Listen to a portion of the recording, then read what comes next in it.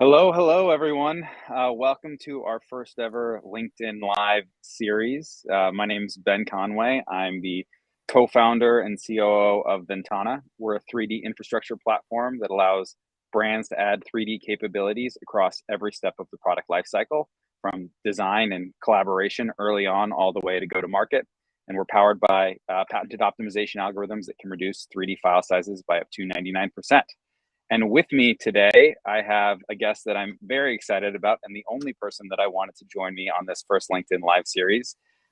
You may know him from his his posts on LinkedIn, some of his more controversial posts on LinkedIn about the state of various metaverse, Web3, digital fashion technologies. He's always got a hot take. I've got Yury Antov. So I'll do a brief intro on Yury and his background and why he's qualified to be making the statements that he's making. So Yury started with Boeing, then moved on to Airbus and Dassault Systems, a long background in 3D. From there, he moved on to working at PVH, where he was actually the lead architect of their 3D design and development process, and then moved on to Stitch, who you might be familiar with, where he was the head of technology and then head of product. Recently, Yury has gone solo and is consulting with fashion brands on helping them accelerate their digital transformation and especially their use of 3D. And he's going by the name Geekbeard there. So Yury, welcome to the first LinkedIn Live with us. Thanks, Ben. Amazing introduction. I even learned something. So it's pretty nice being here. I'm super excited. And yeah, I'm also very happy that quite a lot of people, I guess, joining. And definitely shout out to everybody who is now watching. And let's dive into this. I really wonder what do we have on the menu. By the way, just maybe a small note for the audience. Nothing is pre-scripted. No one is reading from the screen. Correct. We are supposed to have an open conversation, right, Ben? Yeah. Yes, that's exactly right. So yeah, we're going to keep it really loose today in the format. If you've got some questions, put them in there. I don't know that we're going to answer them, but we might bring it up if it's an interesting topic. So I'll start out with a softball. What's the most exciting thing you're seeing in digital fashion right now? What are you really excited about that you're seeing from a technology perspective? Yeah, super good question. I have two answers actually, because like I have two types of excitement. One excitement is purely like like the kids' excitement, like oh my god, oh the ice cream truck, the something shiny, like that. So I have that type of excitement where There's a lot of I'm that just excitement right now. yeah, A but so lot I of have that's I have that too. I actually have that too. Even okay. even if my LinkedIn posts don't say this, I have those things. Okay. And another excitement is a bit more practical, like oh ice cream truck, but actually I have to do something really practical and see something really valuable. So the two answers I would give to this is that I'll start with the practical one. And I'm a little biased here, but from this year, from the beginning of this year, when I went solo, I got to work more with a friend, ex-colleague, Dominic, and we started looking into the other side of fashion, where the manufacturing side. And I got really actually excited to see how many potential and how many actually inefficiencies there are on the side of production of anything in fashion. And it really kind of opened up my eyes, and it made me really excited to connect with other people who are like-minded in a way. And thanks again to Dominic and a couple of other people, I got exposed to this world, and that is something that excites me from the practical standpoint. Like, what can the technology do for manufacturing today? So Sorry, what you you're want to? saying, so I was saying you're not excited about, so what's the actual, like maybe technology that people would understand? So you're excited about the opportunity of how this Okay, stuff can be applied in manufacturing, but what's the technology that's driving it fair that's enough. exciting for you? Fair enough. We can even say, okay, then I'll throw in there could be more multiple actually technologies, but we can actually take even the 3D design, that what brands are creating their collections in 3D. Like for now, I think we're not yet, well, not to think, it's pretty true. We don't yet use it to full potential towards our vendors. I think there's way more to be done and way more to achieve on that side.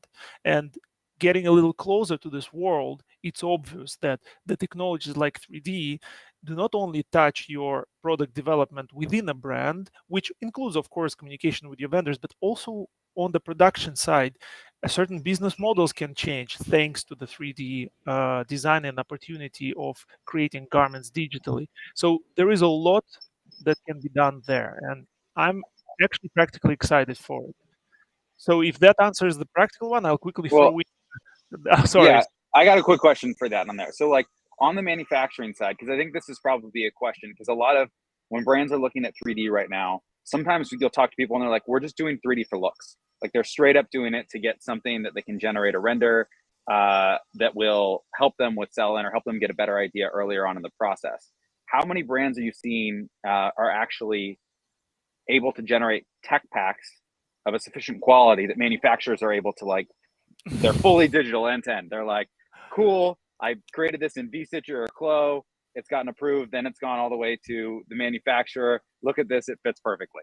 How much of that You are are we seeing? you are like right on the dot. Like seriously, like this is really one of the amazing opportunities, which I personally, and I'm open to be corrected. And if anybody knows more, please reach out. I actually, because the subject is so interesting to me and my colleagues, we would really love to know. But I have not seen this in such a state where 3D goes to manufacturing one on one, like basically tech pack is out and it's amazing and it's all full, and at the, in the, at the, on the floor at the factory they're like, oh yeah, it's all clear, no questions asked.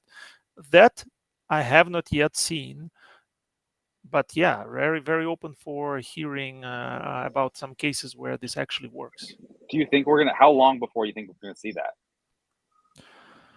I think that actually depends on the focus and all the money flowing around and all the effort that's been put into different topics these days. But in my personal experience with any problem, everything can be solved. It's just like, sweat, time, effort, probably some money here and there, sprinkle it around a little All bit. right, that makes sense, but give me a date. Everyone on Yeah. the line saying, when are we gonna start seeing that? Are we gonna see it at the end of 2023? Is it gonna be 2024, 2025? We've got a Okay. 10-year horizon for the metaverse, right? We got a 10 year. Okay. So Yeah. Yeah. when are we True. just gonna actually use vStitcher and Clo to its full potential, or Well, architecture since style since 3D, since whatever since you're doing? I'm per se not a brand, right? So I cannot really tell you that I can change my brand by the end of 2022, and you will see first example. But definitely there are people and companies working in that direction. So I would expect that, I would say within the 2023, we should definitely see first results of this world improving, because there Okay. are more solutions coming up as I see, more brains joining the game. So I think we will start seeing in 2023 some of that pipeline of from 3D to manufacturing in most efficient way. We will see improvement there. Okay. Now let's jump to the ice cream. The ice cream Ice truck. cream, The shiny. yes. Yeah. Okay, this makes this excitement for me is very personal. It makes maybe no sense right now for fashion, but I think there will be an overlap at some point, and it will challenge our perspective. It's actually no, it's not Web3. It's not metaverse. It's actually the AI art. All these DALI, diffusion models, everything that Mid Journey, all of these things that came up right now, and you see on LinkedIn people posting like, even garments created by like Mid Journey, for example. And for those who maybe don't know that, to be honest, just Google Mid Journey, see what's happening. Pretty exciting. For now, people treat it more as entertainment. But what's interesting about it is that it challenges our perspective on the design process, right? And I'm not the person who should ever judge or challenge the brain and creativity of a real world, real life designer, right? But there is like a new player entering the game, the AI, the machine learning models, which were created, compiled from millions of pictures, which can now generate you a certain idea. Um, I do not know, and I do not have in my head a straightforward like business case or something. And some people say, "Oh yeah, but that's clear. Like AI will generate a garment and we will do it and it will be sold." For now, it's, I think, can sell only because it's kind of a cool thing. But will it ever become like a mass production? Will there ever be an AI-driven fashion brand? Yeah. Well, That's I can promise you that someone will claim they are an AI driven fashion brand within the yeah. next six That's months. you don't have to I, promise. That's already happening. I've These already things I seen the actually first saw. vodka in the metaverse. So yeah, it's I think that it will be happening. I think my thought what'll be interesting is kind of like to see, does it expedite the process? Is there a thought process with maybe gathering up ideas that AI wouldn't have thought to put together? So you've got these various creative inputs that then help you iterate, and then you can kind of go from there. Seems like it's pretty accessible to do some of that stuff for someone who's a little bit Yeah, savvy. No? yeah, indeed. Like for with Midjourney, for example, I believe it's accessible to a very wide group of people. What I saw a couple of times, I would love to attribute it to the person who wrote it, but unfortunately I don't remember the name. Someone said that AI today, like there are different AIs, they are also writing AI. There AI which can write you a text, like a piece of, like a paragraph of a novel. I mean, maybe it will not make all the sense in the world, but it gives it a bit of a spin. And people said like, oh, there are AIs which help with a writer's block. Like when a person is like, yeah, I'm thinking I need like a twist or a spin, and I'm stuck. And that may be something that can help. And I don't know if that problem exists. I'm not a designer. Real designers and fashion brands should correct me or let me know. I would love to learn more about it. But maybe in some design processes there is a hard time to come up with a new idea, maybe, right? Yeah. Or go some wild direction outside of the box. Maybe that would be a use case. But that's why it excites me, because I think the technology is powerful, very powerful. Yeah. What we will find as a use case for it, I'm taking a step back, just like getting my popcorn and just observing like what's going on, where will it go. But I'm And excited about it. that seems to be your take on a lot of stuff, I think, which I think is refreshing, is that it's not that Web3 solving world hunger. It's that there's powerful concepts that are here. There are powerful technologies. The application of them is yet to be determined, and we're not Indeed, totally yeah. sure what direction that's going to go. And I think that's really true of everything. I think anyone who's talking to you right now who says they've got it all figured out end to end is probably not telling you the truth, or certainly not the whole story there. So I think it's important to keep in mind throughout this discussion, because it comes up a lot. Absolutely, yeah. So Great. let's go to another fun topic. If you had $1 million to invest in a company that's not Geekbeard and not VNTANA, where are you putting that in fashion tech right now? Well, first I'll have to go through the list of friends and family who I can still invest in. But okay, All right. let's assume we're not doing that. Um, I will not. I will probably link it back to my first excitement. I was observing, and again through conversations and some not per se research, but what pops up and things I get to know, that there are smaller brands coming up on the market which challenge the big brands' business models. And I know most of them, of course, from Amsterdam. And if you look at them, definitely shout out to those to the brands like New Optimist, Charlie and Mary, and please everybody Google, look at them. They even say like I think if you go to the Charlie and Mary website, they in their story they say the world doesn't need more fashion brands, but why did we create ours? So these are the smaller brands which try to rethink and try to optimize the manufacturing side, the supply side, the like produce locally. So they So try to challenge this paradigm, or maybe coexist. So are I would give them 1 million. Sorry, I will give 1 million to one of them. I cannot say to which, maybe not even one of these two, maybe somebody else, but I would go in that direction. maybe we can get you to host a pitch competition in Amsterdam. All we got to do is figure out the $1 million part of it. Yeah, exactly. I mean, I don't have one. I mean, well, you're VNTANA, you maybe have one. So yeah, maybe 1 year we'll be sponsoring that. So, but diving deeper into that, are the brands building tech themselves? So are they using tech as an underlying platform to build a brand and have an outsized competitive advantage, or are they leveraging existing technologies together to create something new? Yes, the second, I believe. I'm not per se 100% sure if they're not like creating something small application here and there, but from what I like about those stories is that people don't jump on a certain technology just because it exists. They actually take a couple of steps back and they think like, okay, well, fashion business, fashion brand, fashion culture, everything, like how do we do it today? What are the problems? How can we, from from the first steps, rebuild it or have a smaller scale and try to avoid the problems we have today, the waste, the overproduction, well, which is a waste essentially, the logistical cost, all the impact on the environment. And they tried, it is a small scale. It's of course not comparable for any massive established brands, but I think talking to them or learning from them, there is a lot that other bigger brands can maybe adopt and can actually, that might lead to some changes. Okay. So I don't think it would be it wouldn't be a webcast even, that's like a super old word. It wouldn't be It's fine. We are web one here, Ben. We are web one. Yeah, we're web one. Yeah, coming from the web 2 platform of LinkedIn.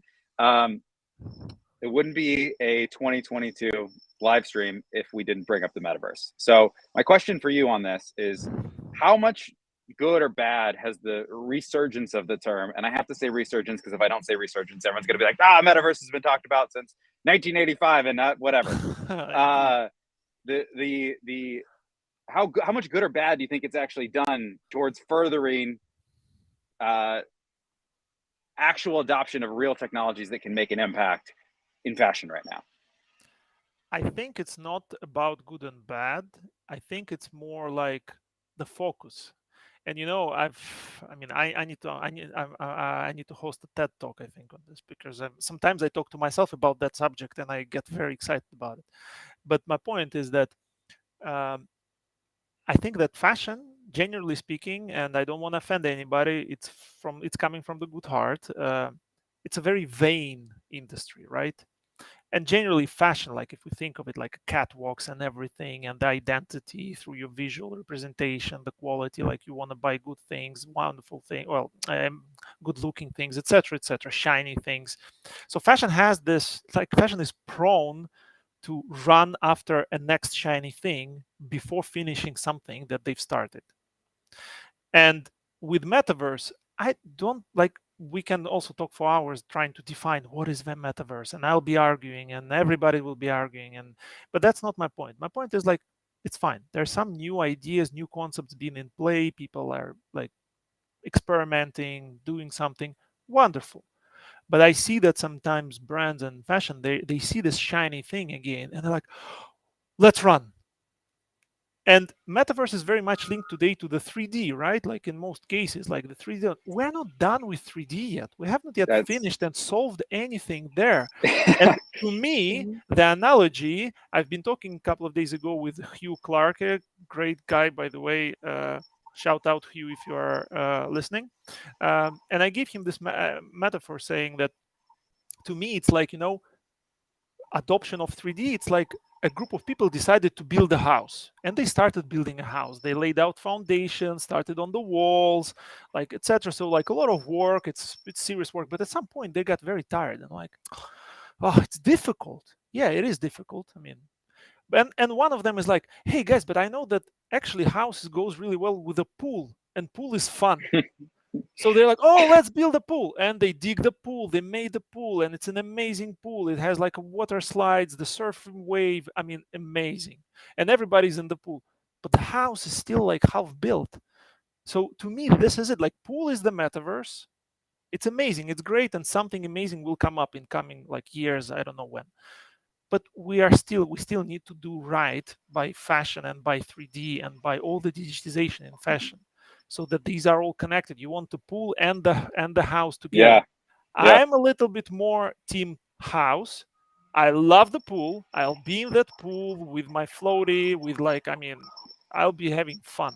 But I want to finish the house also. I want to be like putting the roof and actually high-speed internet and everything there. I think that's super accurate. I actually my conversation right before this was with our head of engineering, and he was asking me like, what are you seeing right now with the customer base? Because COVID hit, people who were already going digital were like, great, we made the right decision. We got to accelerate this. We got to go faster. And now we're kind of entering this new phase of things where people are reopening retail shops. Like there's all like, some things are going back to more how they used to be. And I think there's a major concern of like, is everyone just going to stop because it's hard to build a house? Is everyone going to stop building houses? Is that what we're going to run into? Like, how much damage is this going to do to the progress that's been made so far? It's hard. I mean, again, yeah, it's not that I myself like worry for this, but when I talk to people and to fashion brands and everybody, and I see the excitement about the metaverse, and I want to acknowledge it, I'm not trying to say, oh, metaverse is stupid, kids should play outside and we should not have virtual worlds. That's not my point. Absolutely, we're gonna get to something awesome through years, but I won't bring the focus back. Like, let's like, we don't have endless resources, we don't have endless money as fashion brands, so Yeah. let's figure out how do we do our experimentations with metaverse and what not. But also our current operations are struggling, and specifically like COVID, the horrible war we have, the whole world, like the world is a little bit on fire in general, and it affects the fashion brands. We have the tools, we have the ability to maybe reinvent ourselves a little bit and focus on that. But yeah, so it's the Yeah. focus and effort. I think it's focus, effort, and education, because it's almost like sometimes That is true.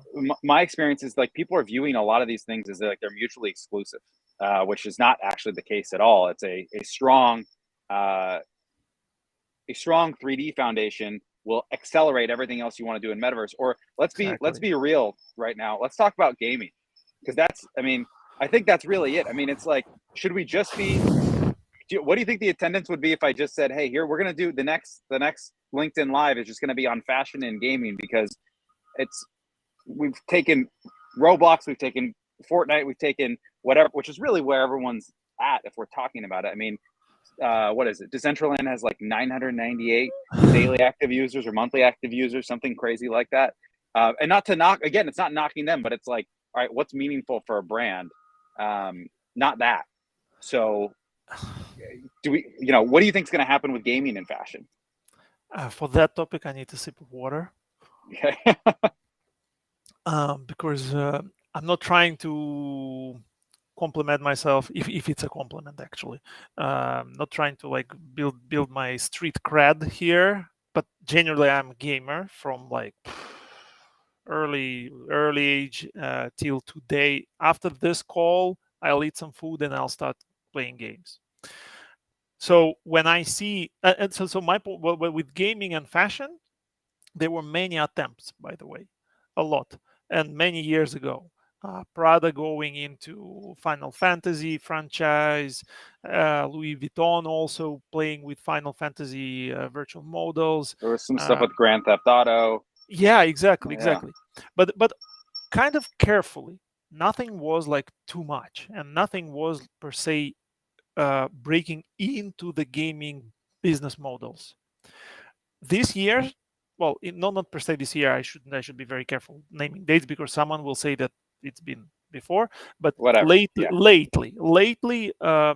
fashion goes into gaming with a lot of bold statements, and it's of course built on top of the notion of the Web3, again, metaverse, everything kind of mixed in together. What I'm a little bit concerned there as a gamer is the gaming industry existed without a massive presence. Fashion, totally fine. It has its own business model. It works perfectly fine. Games are being developed for the storylines, for entertainment, for casual entertainment, and it's fine. It did not miss fashion. But fashion has a perspective that we have arrived. Welcome us. And this is where it goes a little bit against the grain with people like me, and maybe I'm not supported by many. Maybe I'm the unique here opposer of this attitude. But in a way, I think, okay, wait a sec, we are fine. We get that we can mix the business models, but can we do it slightly more carefully? Yeah. All the ideas of this pay to earn things that coming from Web3 a little bit, they're a little bit too drastic, and they go like head first into the gaming industry. So again, as you already mentioned before, with this type of developments, I don't know what's going to happen. I think the certain merge will develop. Yeah, we probably will be able to dress in certain brands, but it will feel like how to do it in gaming right to not look like a cringy product placement, Right. because like games have their own stories. Not every game needs Right. brands in it. So I, I think something will come close, but I just encourage and I hope that lots of people will take careful steps, not trying to break the one or another industry, because they should exist without each other perfectly. And if they overlap somewhere, it's a very calculated choices. I think that's a super important point to make because I don't know that many of the people making decisions or looking at this, they look and they see user base, they look and they see massive growth in these segments, and that's what's attractive to them without actually understanding like who are the people that are gaming. I think that if you looked at a lot of people that are like into, so it's been written on before, but something that uh, kind of struck me that most people aren't aware of is that when we start getting into Web3 and crypto and blockchain and all of that, a lot of the people who don't like it are gamers. It feels like they're encroaching on something they've loved that is now really started to become so much more mainstream. And there's leagues and there's the ability for competition. And then there's also just better storytelling, better graphics, better immersion in what they love than ever before. And now there are these outside forces that are trying to, rather than grow the whole pie, it feels more like they're going to try and erode at something they like rather than helping make what they love better, I would say. Yeah, yeah. I think yeah, that's a good observation. And what I observed also, like you said, like you don't per se like see the or talk to the decision makers in the space. Uh, Neither did I. Well, I was around a couple of people before and maybe heard things, and the drive behind fashion to enter gaming mainly, to my personal understanding, and again, I would love to be corrected and educated on this, but to my personal understanding, it was it came first from the pretty much business development. Like that's a new channel, and I guarantee that I guess 90% of people now watching this, and I guess you, Ben, too, once through past years, we've sat through the presentation where there was a slide where it said, look at Fortnite. It generated something billions in selling of the skins. If only I, those skins were our products.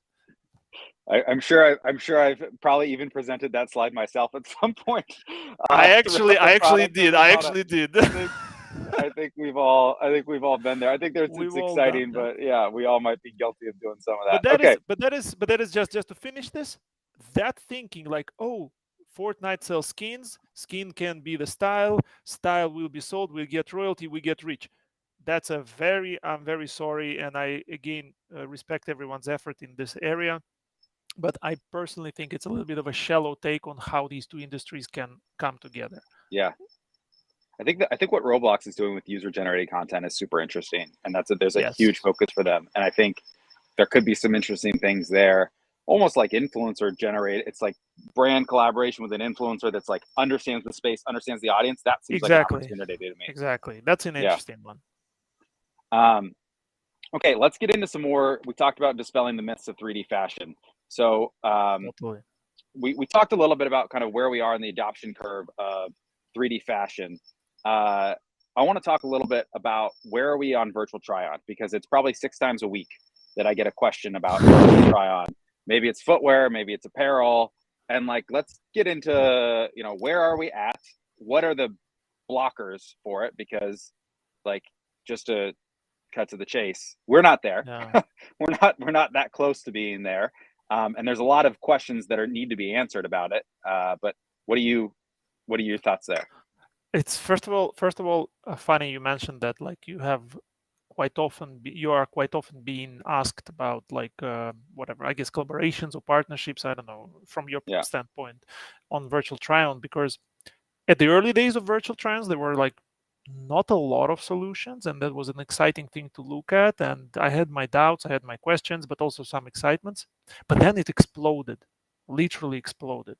Last year when I was on the Web Summit, fun conference, but mostly spend good time with people I know.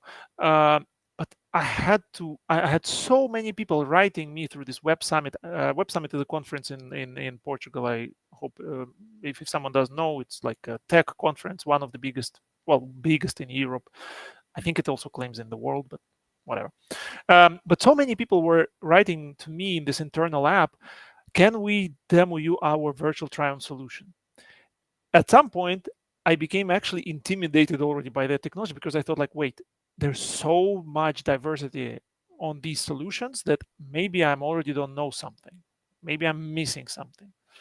But I can only now say some things that I bring from my previous experience from early days, where we were actually looking into and trying to work with some companies, and we're discussing some really difficult points of virtual trial. And these are things like the soft body, right? Like, no, sorry, soft body. Like, let's maybe park this one. More like, what do you do? What do you use virtual try-on for? For me personally, I don't think sizing will ever be the case. It's definitely just the looks, but I'm a little bit. I think it really depends on the product. Maybe the shoes, the sneakers, you can see more or less like, okay, this looks good on me. But when we talk about certain fashion items, again, I see that a lot of effort and a lot of great brain power is poured into it.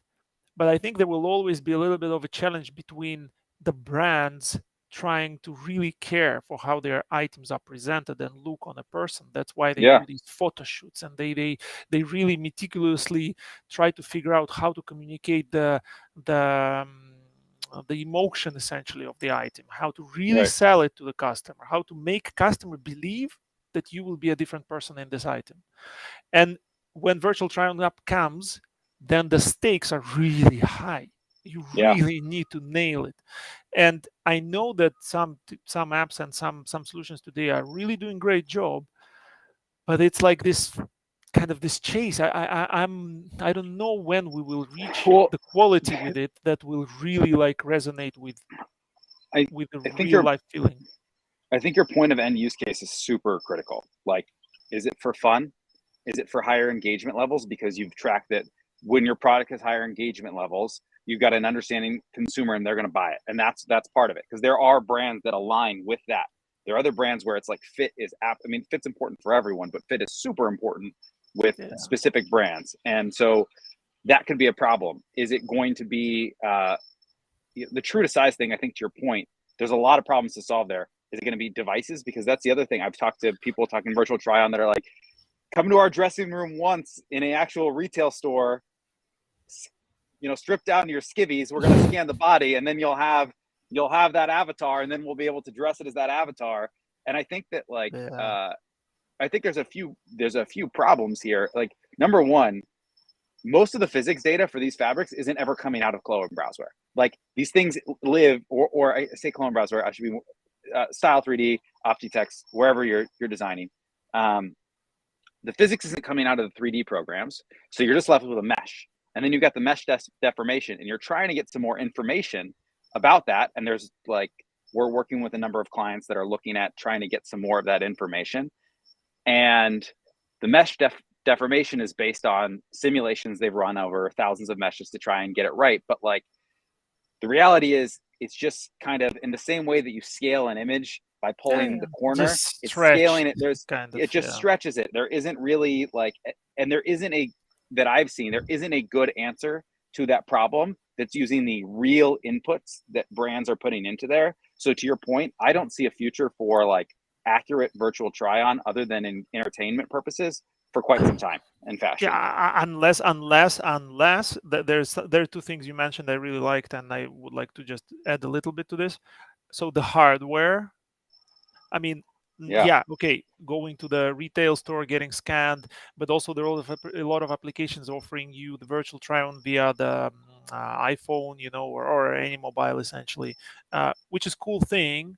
But that's when you hit the tech limitations of the Yeah. hardware limitations. So unless maybe hardware makes a leap, and suddenly actually you would be able to really like simulate the mesh, re-simulate the Yeah. mesh, but there's a lot of things will have to come together. A lot. There's so much that has to come together because we're putting light meshes into there. This is maybe we can veer away, but you're putting optimized meshes into these programs Yeah, because so you've got a the bandwidth topology constraint, is which is separate from different. all of Yeah. this. You've got to totally to bring in a high fidelity, a really like the original mesh that can be deformed now. You're going to be loading a larger files. Problem for mobile. It's like there's so many different barriers. So I just think it's Yeah. important. Yeah, but I just think go ahead. Sorry. No. You finish your thought. That happens with me. I was saying I think it's really important for people to understand the state of where we're at, because when the question's presented to me, it's presented as are you doing virtual try on, as if like there's a bunch of options for them to choose from that are going to be exactly what they want. And I think there are some good things that are happening, especially with I think we'll get there in a better way. And I still don't know how accurate it's actually going to be from the fit perspective, but maybe overlaying a 2D image, matching the lighting of a photograph. And so now it looks like you're wearing it and you're seeing some of that stuff. I still don't think it's really there, but there were some very cool solutions with actually the virtual try-on with it escapes me the name of the company. I'll say two names. No, I'm not gonna say, because I might mistakenly advertise someone who maybe is not doing it. But I saw examples for virtual try-on. I believe it was virtual try. Anyway, the close to body, like the underwear and things like this, where essentially in most cases of those products, you don't per se need the fabric simulation. If it's really close to body, stretchy, like I don't know, like kind of a spandex thing or something, then there's technology that can actually plot it on your body and it will look very realistic. Those are pretty cool. Those I think can actually help with even model shoots if needed. You can put the products on the models without asking models to try them, etc., etc. So those are interesting one. The final comment I want to give on the virtual try-on is something that you said as a use case is like maybe the current state of virtual try-on is really good for fun, as you said, for the customer engagement, to create these type of like experiences or cool things or projects, like one-off capsule introductions or something, like to not per se say, here, now rely on this app to make your final product choices and make the purchase, but rather than weave it into a marketing event of engaging with the customers. That I think actually is pretty good technology for that. Yeah, I think that's where Snap's betting. I think that's where Meta's betting. I think that's where a lot of the people with really smart engineers, as your host pointed out the other day regarding Zuckerberg's avatar photo, pointed out there are some super smart people that are working at these companies, regardless of what you think about the companies themselves. So let's talk about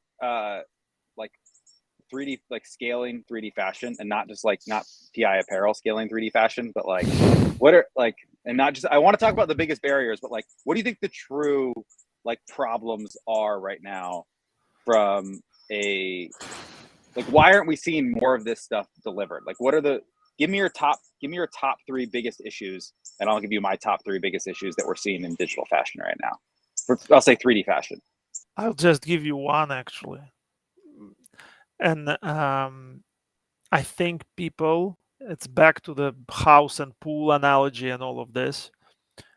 People in many cases at fashion brands do not acknowledge and do not do any type of self-reflection of how hard this change is, how hard adoption of 3D is. And I wrote about some posts there in the comments a couple of times that it is really, really hard. And if any designers here on the call who moved from 2D to 3D are listening to this, my heart goes to you guys, girls, anybody, because it is a very strong transition, very hard and very steep transition going from our traditional way of designing through sketches and everything to now embarking onto this new technology which demands time, skill, and then at the same time your leadership and everybody around you have to also acknowledge that certain things will be done differently now, certain things will take more time. So what I mostly notice is that people take this transition lightly. They think it's enough to go and sign up a contract with a software provider, one of the 3D tools, get a basic training, get the people educated, and probably we're good to go. Oh yeah, wait, fabrics. Yeah. Okay, we'll get another software. Oh yeah, okay, fabrics. But why don't they look good? Huh. Okay. We will. I don't know. Pay for something else. Oh, vendors. Yeah, we need to get vendors on board, and it just starts expanding. So I think people Yeah, all they're a step, unrealistic in their expectations. or they thought it will go faster, or they thought it would be easier. But my message to everybody, like, even if anybody, like any client I work with today and any future client, if you invite Yury to work, Yury not gonna tell you that, oh, easy peasy, let's do it. My message to you gonna, you will struggle, you will suffer, you will This spend sounds like money. this sounds like you're a personal trainer. Yeah, in a little bit maybe, but like, this will be hard, and only if as a brand, as a company, you actually acknowledge it, and you acknowledge that you need leadership on board, you need time, you need to really think and plan, then gradually and slowly you might identify step by step problems, gaps, and start solving them.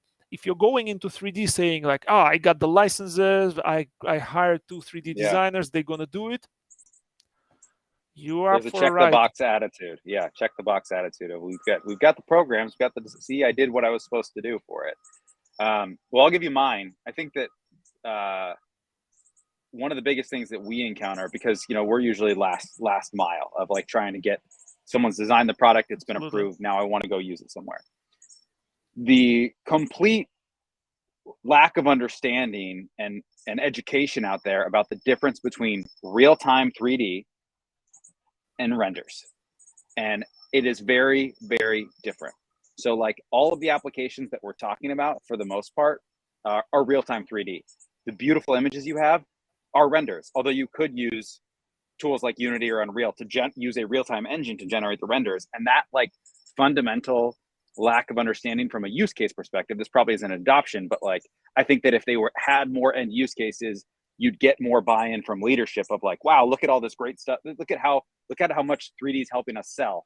Yeah. Of course we need to invest more into there. And so I think if we could educate people more on, what's the difference between these two technologies? What are the results we can expect today? Where should we be investing if we want to see things improve? And back to your question on the material side of thing is one of the biggest blockers. I talk about it all the time. Like if you don't do a good job of digitizing your materials early on and don't have a process for being able to edit those, you're going to create a bunch of beautiful renders and you're like, we're ready to take the next step. And they're like, great, go rework your entire material library because none of these are set up to be used in any of the other applications that you want to use them in. So those, I guess, weren't three, but two that come up daily you for know us. when you talk about materials, people who know me and who I worked with around materials and the problems around materials, and the end result, like the end, like whether it's a render or live 3D, they know I use the phrase. I'm not going to use it live because it has a little bit of a like a maybe not the best word, but I'll correct it a little bit for the sake of this live stream. I say bad things in, bad things out. So Yeah. people sometimes also underestimate, as to your point, of course, absolutely, the importance of materials, the quality of the scans. If you found a solution that does scans through, I don't know, some strange technology, and they say it's fast, it's quick, whatever, it's cheap, you'll get all library in a week of your 1,000 materials, it's not a win. Don't be too happy about it yet, because you really need to establish your quality standards. It's very important to see, like, what is the, like, you can scan a material, and materials are very different, wildly different, and some of the people, like 3D designers we worked with, and I know when they go creative, I mean, they can use plethora of different types of materials. So to scan them right and have a quality that will then generate a good render, which can stand to the challenge of even e-com maybe. which can then be material also can be set up in such a way that it will go into your Unreal or Unity or whatever. Right. That's just material. We're not even talking yet the design. It's just the Right. material. And I Right. also think people sometimes think very lightly. They get a solution, it kind of works, then they see end results a little worse, and they're like, yeah, well, this 3D software we're using is not doing good. But I'm like, okay, let's go back to the chain. What, maybe it's actually at your first step of digitization of your material where things don't go right. I think that's a really important point. And I think we had scheduled 30 minutes. We're at about 45 minutes right now, but I think it's been a great conversation. And I think to sum up, if we were talking about dispelling the myths, one of the biggest myths is it's fast. It's going to be cheap, or it's going to be faster. It's going to be easy. It's the same as with any other industry. If you think you're getting any of those things, off the bat today, you're probably not. You're probably not. It's very complex. And if someone presents it as completely straightforward, and it's not like there can't be automated solutions for pieces of the puzzle. I certainly don't want to sell. I don't want to say that I'm full of hot air with all of this stuff, but it's going to require time. It's going to require money. It's going to require an investment and a deep understanding if you really want to be able to do stuff at scale. Absolutely, yeah. And it's like I don't want to. Like the enthusiasm and the excitement of people like bringing something and saying like, oh my god, let's do this. I think it should stay. Like we need to have like those startups, young people coming with ideas. Anyone, not per se, I don't want to be ageist. Anybody comes with new ideas. That should stay and that should happen. But I just really care for the focus. Like carefully choose your priorities.